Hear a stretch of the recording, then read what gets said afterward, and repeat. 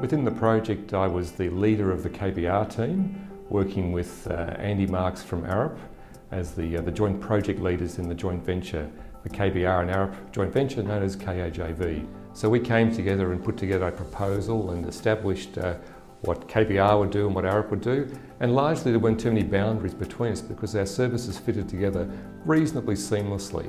We needed to work with the key stakeholders and with our client to actually collaboratively determine how to fit the scope of work that fitted the operational requirements. So that required us to negotiate, and endless negotiations about the scope, the engineering solutions and the operational requirements until we got a balance in those that could actually be afforded and actually could be achieved in the time frame. We're quite pleased to have been there from the start with the Regional Rail Link Authority to be able to help them to bring an idea from a very early starting point through to actually fruition in the field. Our involvement in the project started in 2009. At that point, the project was literally a black line on a map.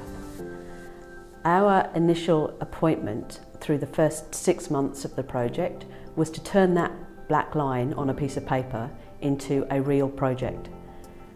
The project overall is a $3.9 billion project, and the work was delivered in 6 work packages. 5 of those work packages were geographically defined along the 50-kilometre route, and 1 work package which was project-wide to cover all of the signalling and communications requirements for the safe operation of the railway. What has been built at the end of the day is very similar to the design that we had on the table at the end of concept design. And we've demonstrated that we didn't leave a stone unturned, and the robustness of that concept design has paid off. There were 2 areas where we have continued to take a leading role, particularly in the construction phase, and these relate to the acoustic design and the area of environmental management and sustainability.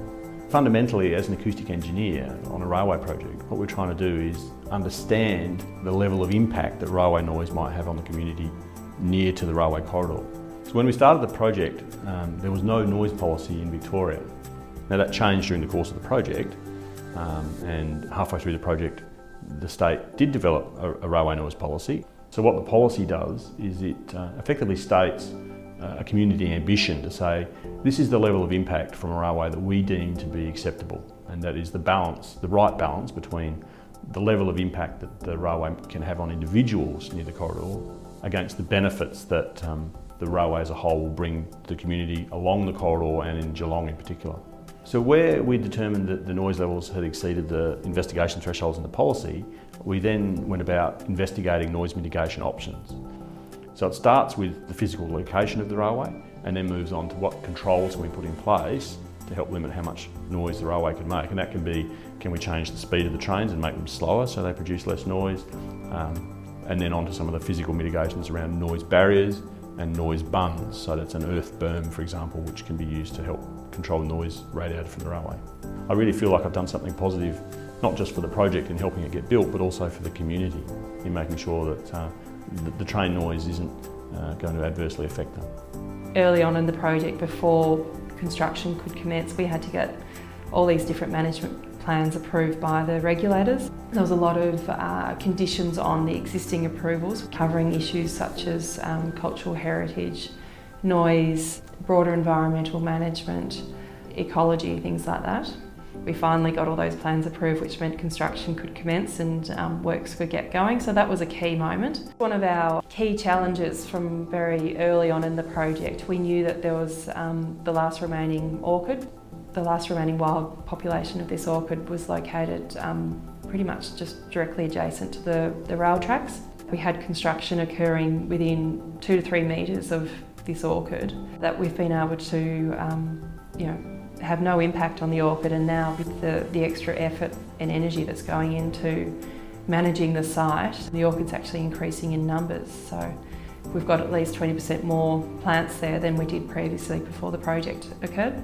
So the hope is that the next project that people who've been involved in the Regional Rail Link project work on, they take the learnings from the sustainability side of things and apply those as normal on the next project they work on.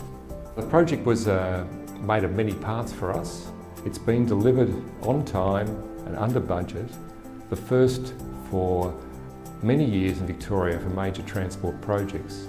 We have a very happy client that this has been achieved, and that was a very proud achievement for a collective group to have done.